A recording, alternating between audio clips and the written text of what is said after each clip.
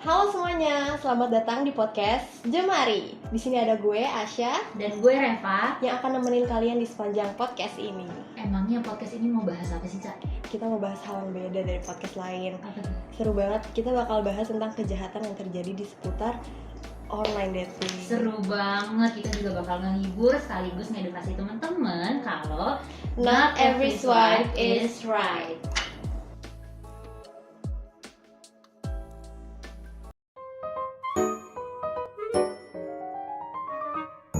Jemari.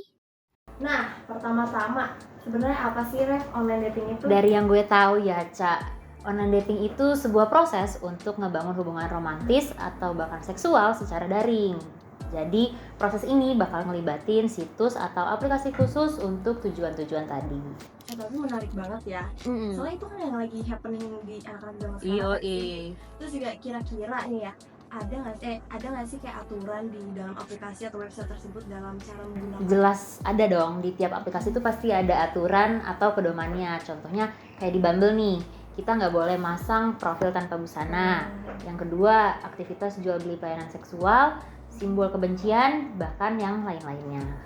Iya sih, setahu gue juga kita juga harus masang batasan kan pas pakai online dating ini. Jadi kayak jangan langsung ngasih informasi pribadi. Terus juga kalau pas langsung match, jangan langsung pindah dulu ke WhatsApp, sabar dulu. Jadi kita tetap di Bumble-nya dulu. Jadi kayak jangan pindah-pindah. Terus juga tetap berkontak lewat aplikasi atau website itu aja. Kita juga harus terang-terangan nih makanya tuh buat apa sih. Terus juga nyari calon pasangan itu tujuannya apa gitu, jadi harus jelas Rev. Oh, berarti harus ngeset boundariesnya lebih jelas lagi nih. Betul. Bener, cuman kan namanya manusia ya, Cak. Ya. Ada aja tuh yang make online dating apps ini untuk hal-hal yang gak bener. Tapi kalau dari lu sendiri nih Rev, pernah nggak sih ada pengalaman jelek atau kayak pas pakai salah satu aplikasi online dating ini? Gue sih jujur gak pernah make online dating apps itu ya. Kalau lo? Gue juga nggak pernah Ya sih kan?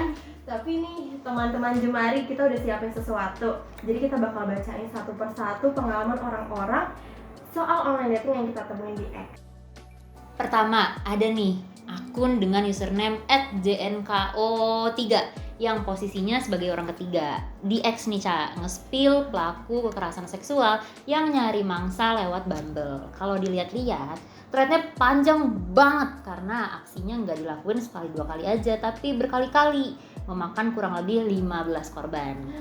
Intinya aja deh langsung, Raihan Mar alias pelaku masukin identitas dan dengan mulut manisnya itu dia minta uang ke korban, mukul korban, minta foto korban dalam keadaan tanpa busana, bahkan sampai ngehamilin, Cak, dan minta korban untuk gugurin bayinya secara paksa. Kacau banget ya. Dari 15 korban, cuman satu kasus yang dibawa ke persidangan. Pelaku terbukti bersalah atas tindak pidana pencabulan anak. Nah, putusan MA-nya juga bisa kita lihat bareng-bareng nih di thread-nya. Sayangnya di thread juga disebutin kalau pelaku sekarang masih sibuk berkeliaran di Bumble. Tapi serem banget gak sih Rev kalau pelakunya masih keliaran? Serem banget. Hati-hati ya teman Jemari. Oke, langsung aja kali ya Rev yang kedua nih. Gak jauh-jauh juga dari scam sama possible faker juga di aplikasi Bumble. Nah, di sini user lalala di X nyeritain nih pengalaman temennya yang gak enak banget, kali ini dari temennya. Nah, jadi berawal dari temennya yang kenalan dengan seorang laki-laki bernama Donadoni. Donadoni namanya? Iya, Donadoni. Dia satu orang ya, by the way. Nah, terus si Donadoni ini move ke WA, terus dia tuh berani ngomongin sampai ke pernikahan, Rev. Bayangin sampai ke pernikahan. Udah serius ya? Udah kesana arahnya? Walaupun mereka belum pernah ketemuan sama sekali. Dan yap, ujung-ujung minta uang. Masalahnya nih ya, pengguna Bumble bernama Donadoni ini tuh kelihatannya agak meyakinkan. Jadi kayak brandingannya bagus gitu loh, Rev. Iya, karena dia tuh nyantumin info pribadi dia kayak foto KTP, tempat dia kerja, teman-teman ke dia kerja. Terus juga walaupun temennya nih, untungnya dia nggak kena tipu, alhamdulillahnya. Nah, user lalala dalam threadnya yang sama juga nulis kalau udah banyak korban yang ngerugi. Sampai berapa coba? 30 juta, Rev. Gede banget. Terus juga modusnya tuh biasanya minta pulsa karena pekerja di tempatnya ada yang sakit atau kecelakaan. Terus kenapa tadi gue bilang ini kasusnya possibly faker, karena pas ditanya lewat akun asli orang yang unggah foto aslinya di Instagram, ternyata orang ini tuh ngaku kalau dia nggak pernah main Bumble sama sekali. Terus juga walaupun lewat screenshot yang dicantumin sama user lala Bang Doni ini tuh kelihatan defensif banget. Ya, so it leaves room for interpretation ya, Ref. Tapi nggak kebayang sih kalau gue nih foto-foto gue di Instagram dicomot orang terus dipakai buat nipu di Bumble. Lu marah gak sih? Marah, kacau banget sih. Next kali ya, cerita ketiga nih. Datang dari akun Twitter, akun X @junoagi sebagai pengguna Bumble Pro yang bagiin banyak tips soal keamanan di dunia dating apps. Jadi ini udah kayak suhu Bumble, teman-teman. Lewat pengalamannya dia ngebongkar gimana sih modus penipuan yang sering terjadi dan yang lebih penting gimana cara ngindarinnya. Karena di dunia dating apps penting banget nih buat waspada kalau ketemu orang yang terlihat too good to be true. Betul. Ya kan? Karena seringnya ya emang gitu kenyataannya. Ada yang ngaku kerja di luar negeri, minta tolong bayarin ini itu kayak yang kasus tadi, sampai yang pura-pura ngajak VCS lalu akhirnya meras korban. Mereka tahu sih cara mainin perasaan, pakai foto palsu, terus ngejual cerita-cerita sedih biar kita percaya. Jadi kuncinya jangan buru-buru percaya, apalagi sampai udah transfer uang atau kirim-kirim konten sensitif. Karena cinta yang sehat gak datang dari manipulasi. Betul banget. Harus Ya, bisa jaga batas, jaga diri, dan jangan kasih celah. Tapi bener sih. Tapi juga pelaku zaman sekarang kan kreatif ya, Ref. Kayak dia banyak banget caranya buat nipu gitu loh. Jadi kayak kita juga sebagai pengguna ataupun sebagai penikmat aja, kita juga harus hati-hati. Benar. Ya. Nah, dari beberapa yang udah dibacain tadi nih, Ref, sebenarnya apa sih penyebab orang-orang yang menjadi korban ini bisa kena gitu jadi korban dari kejahatan seputar online dating ini? Yang pertama, itu sifat dari online dating itu sendiri, yaitu anonimitas. Jadi seperti yang kita tahu ya, anonimitas itu kemampuan individu untuk ngelakuin aktivitas online tanpa mengungkapkan informasi identifikasi kayak nama, alamat, lokasi, dan hal-hal bersifat pribadi lainnya.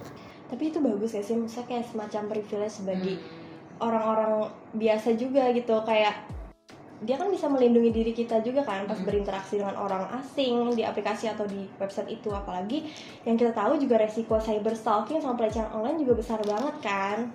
Iya, itu emang sisi positifnya, tapi hal-hal yang kayak gini kan ya pasti ada sisi positif, ada negatifnya.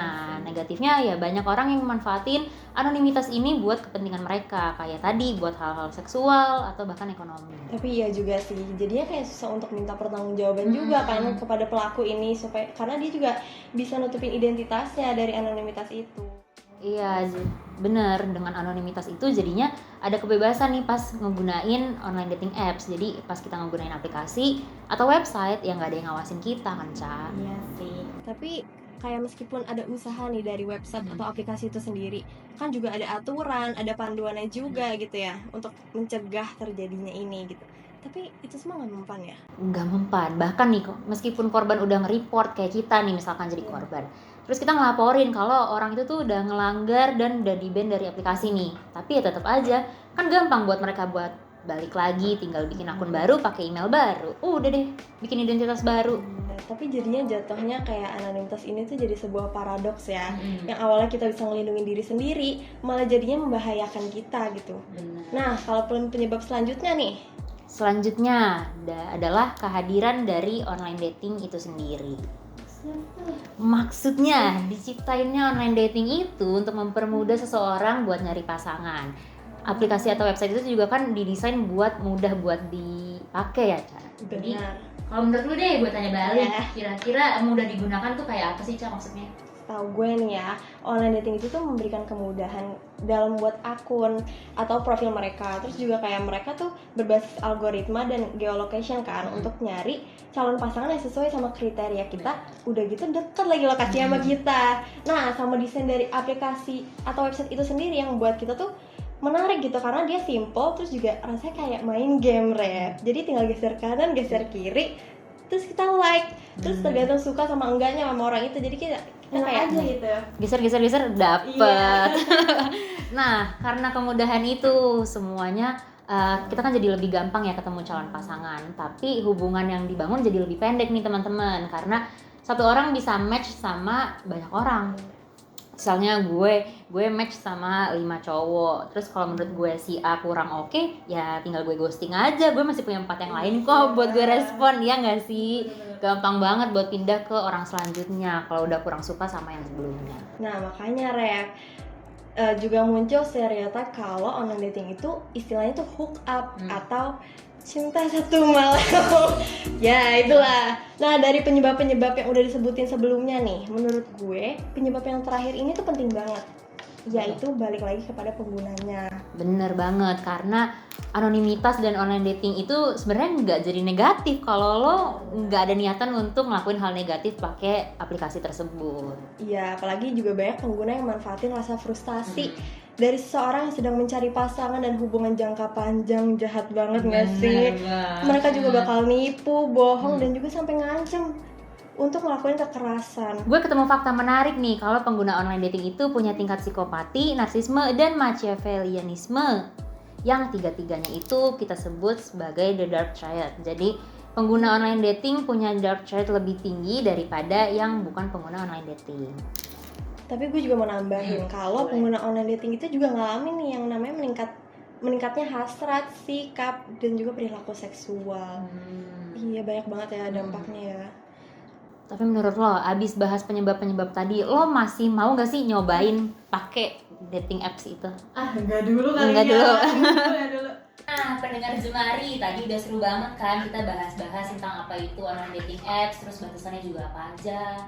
Kita juga udah baca pengalaman-pengalaman buruk seputar online dating yang beredar di X dan kenapa semua itu bisa terjadi.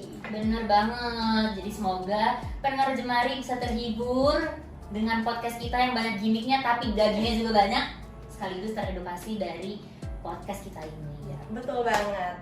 Tapi sayang banget kita harus mengakhiri podcast ini. Tapi tenang aja, teman Jemari, kita akan kembali lagi dengan podcast lainnya tentang online dating dan pastinya nggak akan kalah seru dari yang ini.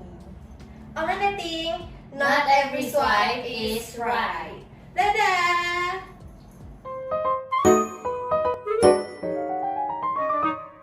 Jemari